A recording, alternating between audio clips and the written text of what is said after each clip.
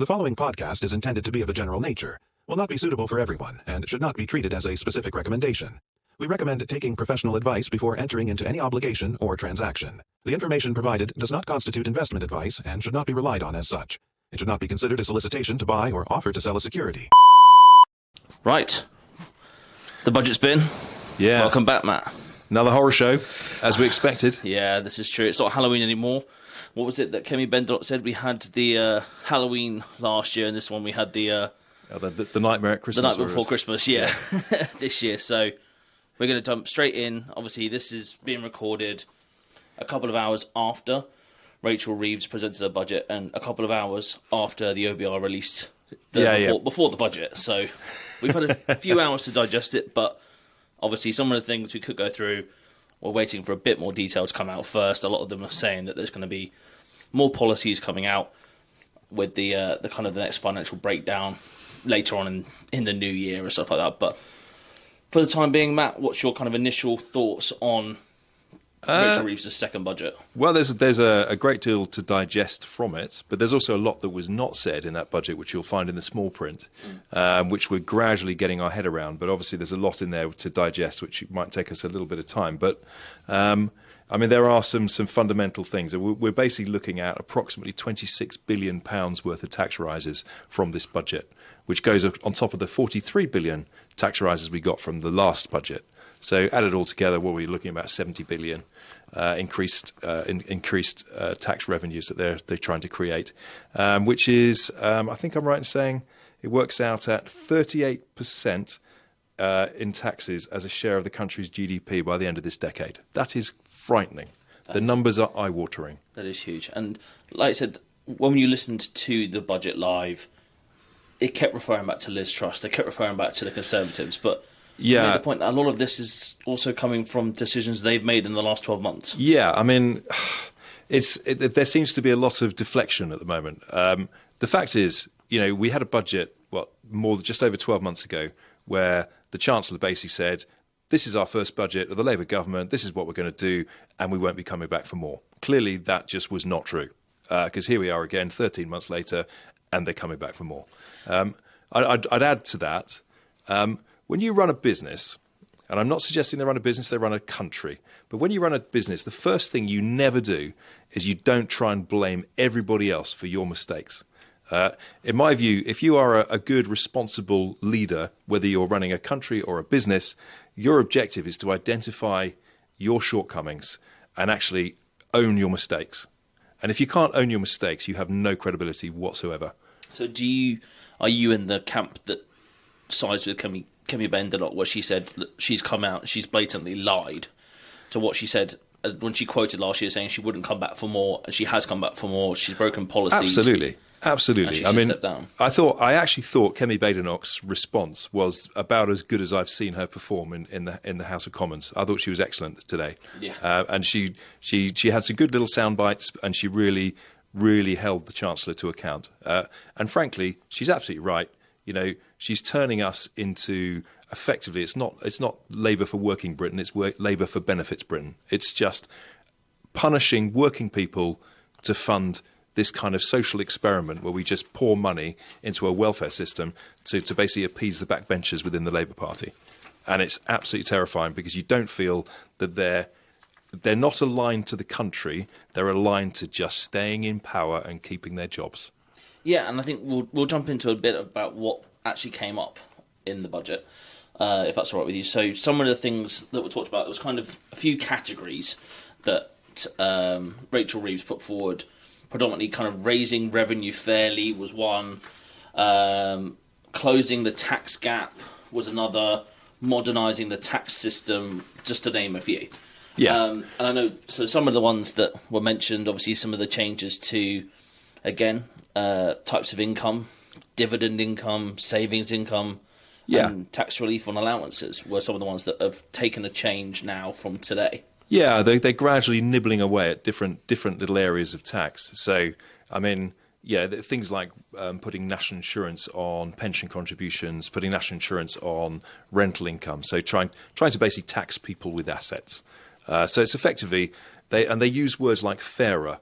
Let's face it, fair is a very subjective word. what is fair? Is it fair that everybody should have exactly the same? Or equally, is it fair that anybody who actually is a wealth creator should just basically have that wealth sort of snatched out of their hand? Yeah. No, I think you're right. And like, I think Kim Venderlock agreed with what you're saying there. She's saying that actually people that work hard deserve to have the spoils of their hard work. Yeah. Not just being incentivized to not work because more people are going onto universal credit now than ever before. I think they said 1 million people have gone onto universal credit since Labour took office last year. Yeah, compared to where we are now. Yeah, and what's the message it's sending? It's saying, well, what's the point? You know, why be a striver? Why attempt to actually improve your own life? Is as soon as you do it, it gets snatched out of your hand. And what's very striking that I notice is that if you imagine the clients that we look after tend to be older. By definition, people who need financial advice tend to be people who are sort of 50 and above. They're either retired or they're approaching retirement.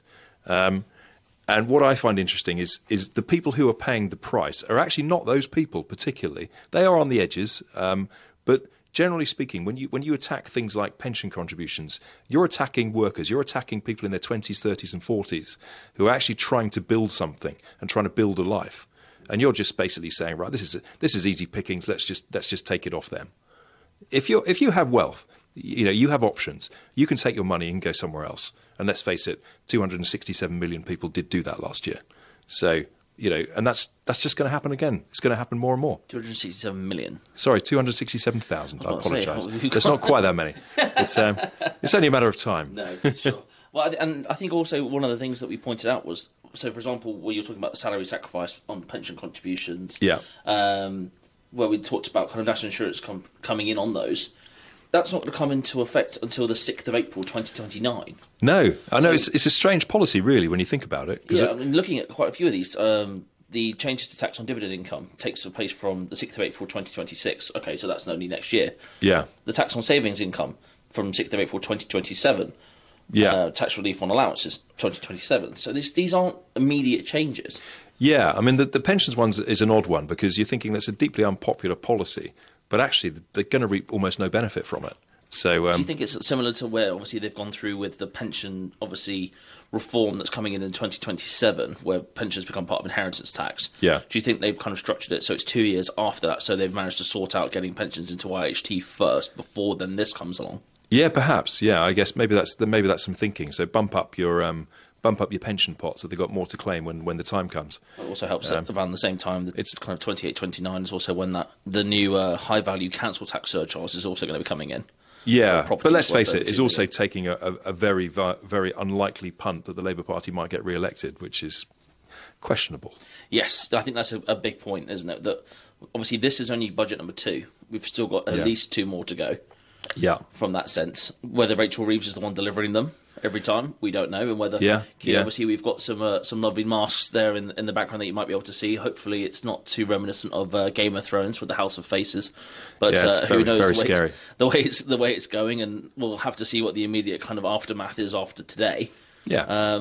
Who knows? We could be seeing different faces on there for the next budget, but yeah. I mean, so just jumping back in some of the other areas that were talked about, obviously. One of the big parts in closing the tax gap, for example, they're looking at is kind of raising standards in the tax advice market. This is straight from the budget itself, so some of these things weren't mentioned in Rachel Reeves' press conference. So if you do want to, take a look on the government website, just type in budget 2025 and it is there. They wanted to look at, this is example, following consultation, the government will not regulate tax advisors and will work in partnership with the sector to raise standards in the tax advice market. Okay. So is that them basically admitting, look, you know more about this than we do, so we're going to work with you rather than try and work against you? To be honest, if we didn't, it would be pretty terrifying. It would be. Well, I mean, nothing. It hasn't stopped them going after different industries that they know less about. No, this is actually news to me, so I haven't read this, but yeah, I mean, I think you're right. I think it is basically saying that. Yeah, and I know that obviously they want to try and protect people as well. And again, they're looking here at enhancing HMRC's power and sanctions against tax advisors facilitating non-compliance. So again, it's about making sure that investors are protected from dodgy advice, making sure they're investing in the right ways, investing in the right vehicles. Yeah, I mean, I have no problem with stringent regulation. To be honest, it's one of the things that puts the UK market ahead of our competitors. Let's face it, there aren't many areas in which we do thrive. But financial services, we are world leaders, so let's keep it that way. And so from your stance then, Matt, obviously, like we said, the first part of all of the budget today that came out was the fact that it all leaked half an hour before the actual budget. Yeah, well, it just smacks of incompetence, doesn't it? It was interesting actually watching what the markets did. I was literally watching what the FTSE was doing, what the gilt markets were doing throughout that period of time. And of course, as soon as all these different parts of the budget were leaked, the whole thing completely tanked. The stock market tanked, the bond market tanked. And then when she actually delivered the budget, it actually recovered quite rapidly. But what was interesting is what she said at the dispatch box was actually only a small snippet of the whole content. So I think once it's been digested, that will be more interesting to see how the markets react, perhaps tomorrow. Yeah, I think like so there were bits that were being pulled out, particularly those who are involved in the financial sector, found more stuff in that budget that was of quite importance. I mean, one thing for us that we've talked about was lifetime ISAs. Yeah. No mention of it at the dispatch Yeah, box. that was good. That was quite interesting, wasn't it? But then we looked in the budget, and a lot of other articles were reporting it, that actually they're looking at scrapping lifetime ISAs in favour of a new investment that's designed to help first-time buyers, but they haven't given any indication as to what that might be yet. Yeah, I mean, it does question, you know, is there any, what is the political intelligence behind that, in the sense that you're basically saying, you're flagging up saying, we're going to scrap this and we're going to replace it with something else, but we're not going to tell you what that something else is. So in the meantime, people are going to think, oh, is there actually any point in doing a lifetime ISA? I mean, my view is there probably is, because whatever they come up with will probably be worse. So best to you know, make hay while you can and get something out of it. You know, at least this way you're getting that 25% uplift from the government. So which may not be available in a short time. Yeah, and I mean, just a bit more insight on that one for people that obviously for us it's a big insight and a big importance, because we have our Thrive by 35 campaign, where a lot of the work that we do is with young people, and it's one of the vehicles that is best used for saving. Yeah. And the government came out and said they're going to publish a consultation in early 2026 on the implementation of a new, simpler ISA product to support first-time buyers to buy a home. Yeah. Once available, this product will be offered in place of the lifetime ISA. Yeah, you could substitute the word simple for less attractive. So, but I mean, you know, you can only work with what you've got, and I think there's no point in getting too hung up on speculation. It's annoying. I think it's bad politics to actually be throwing that out there, but that's what they've done. So, well, it wasn't the only ISA that was being talked about with some reform. Obviously, one of the big things that came out was cash ISA limits. Yeah, interesting. I mean, we're going back a few months. There was sort of speculation that it might be down as low as, say, 4,000 for cash ISAs. And I think effectively the government were forced to pull back on that just because, excuse me, the banks and the building societies effectively said, well, there won't be any money to actually lend if you do that. No, and so for those of you who haven't seen, so cash ISAs, the limit will be set at £12,000 within the overall annual ISA limit of £20,000. So annual subscription limits will remain at £20,000 for all ISAs, £4,000 for lifetime ISAs, £9,000 for junior ISAs and child trust funds until the 5th of April 2031. Interestingly, savers over the age of 65 will continue to be able to save up to £20,000 in a cash ISA every year. And in addition, financial services firms will be providing new, easy navigatable ways for people to find the right UK investment for them. So basically, is this another one of these kind of two-tier things where young people can't access the same thing as the older generation again? Yeah, they're punishing younger working people again. This is getting really, it's really frustrating. Yeah, no, it really is. I mean, I suppose you could make the case, as she did, in fact, make the case in the House of Commons that. You know, over the last 10, 15 years, you would have made a lot more money if you'd been invested in markets. Yeah. But so, you know, selfishly, as a financial advisor, I'm not opposed to the idea. It means more money is likely to come to us. So, hey, let's go for that. During the actual budget, she got it the wrong way round. She said if you had it in cash over stocks and shares, she would have made £50,000 more in that time. And you heard someone from the back bench. Are you trying to imply that our Chancellor is economically illiterate? I would never assume such a thing. How dare you? How mansplaining of you. But it was slightly ironic that one of the backbenchers, I think from the own Labour department, went, "I think you might have got it the wrong way round," and it was the only thing you heard on the BBC broadcast. And then some slightly wide-eyed looking views from David Lammy and Keir Starmer in the background. But I really don't think David Lammy would have picked up on that. I really don't. But like I said, so obviously there are changes being made every year. Now, last year was the big issue with pensions. This year, obviously, it's more of a focus on ISAs and pushing for more welfare. Obviously, a big thing that's come up is the scrapping of the two-child policy, which I think they said is going to increase spending by billions. Yeah. Interesting statistic. Whichever viewpoint you want to take. Matt Goodwin on his Substack, he basically said, "Did you know that of 1 in 3 children likely to benefit from the scrapping of the two-child cap, 1 in 3 were born outside of the UK. So effectively, British workers who've lived here all their lives are subsidising an international community to come here and live off our benefit system. That's just one simple example of where that's happening across the board. For what it's worth, universal credit, 1 in 6 was also born outside of the UK. But it's just one of these statistics that's come off the back of recent discussions. Obviously, immigration's a big talking point, and it will always be a big talking point, especially at the moment, like you say, with more spending going towards these kind of focuses. I know, obviously, one of the things that mentioned in the budget was about the closing of these migrant hotels. Obviously, they didn't say where they would be going afterwards, but they did mention in a similar boat how much new properties being built. So it's a difficult kind of emotive subject, but you've got a problem, and all you're doing is kind of like just moving the problem around. You're not solving any of the problems. But I mean, we are where we are. Yeah, exactly. And again, I think those are problems that are much bigger than you and I. All we can try and do is help our clients with regards to their financial positions. I think with the greater macroeconomic and microeconomic issues that's going on in the country and immigration. You haven't talked about the mansion tax. I know it's not called a mansion tax, but mansion tax. Yes, the high value council tax surcharge. So for those who don't know, the government will introduce a high value council tax surcharge. This new charge is on owners' residential property in England worth £2 million or more, starting in 28-29.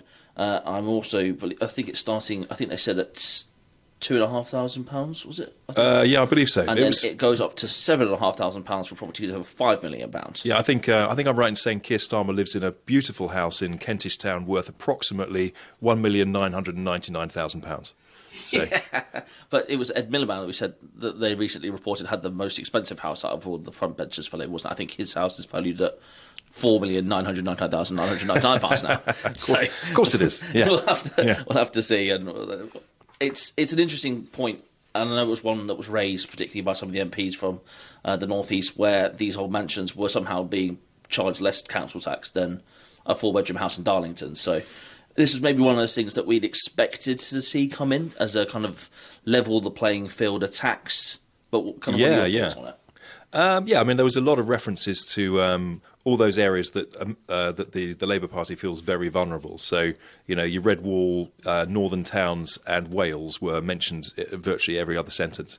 I didn't hear Suffolk mentioned once, but there you go.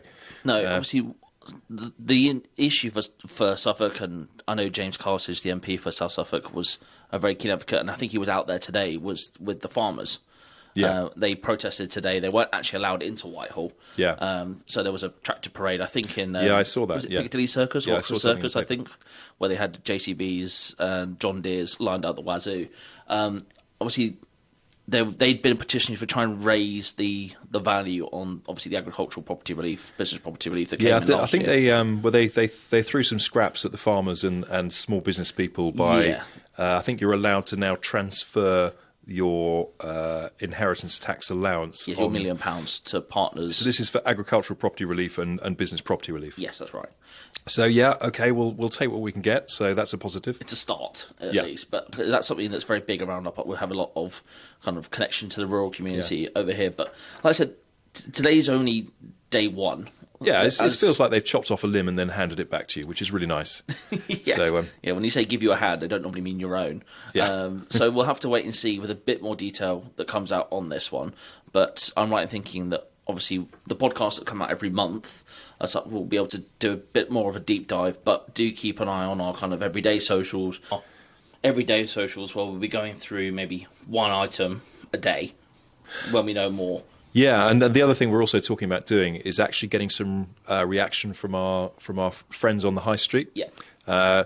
Obviously, there's lots of small businesses on the high street who are very affected. We haven't even touched upon things like increases to the minimum wage and national insurance increases, so which is going to affect some of those businesses very, very painfully.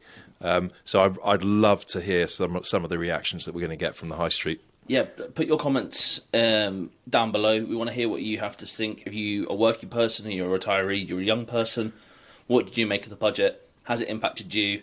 What things would you like to see kind of turned around, or why is it a big issue for you, and what can we possibly try and do to help? Yeah, and equally, if you're living on benefits, do get in touch and let us know how you feel, and let us know if you think we're being unreasonable. Yeah, we'd love to we want to hear every point of view from every angle, so make sure you keep following the Beyond the Boardroom podcast.